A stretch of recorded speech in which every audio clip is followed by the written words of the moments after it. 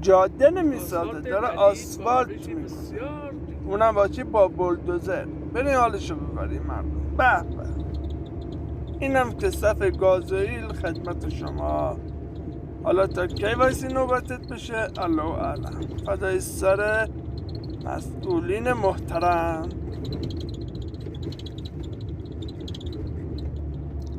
فقط یه چیز، خدا آخر عاقبت همه با این مسئولین نامحترم به خیر کنه. والله اینم نشد زندگی، هر روز یه چیز، یه اتفاقی، یه بدبختی. پیشنهادی اگر دارین، انتقادی اگر دارین، ممنون میشم برام کامنت کنید. در ضمن لایک هم فراموشتون نشه. بدرود بدرود از گناه حق.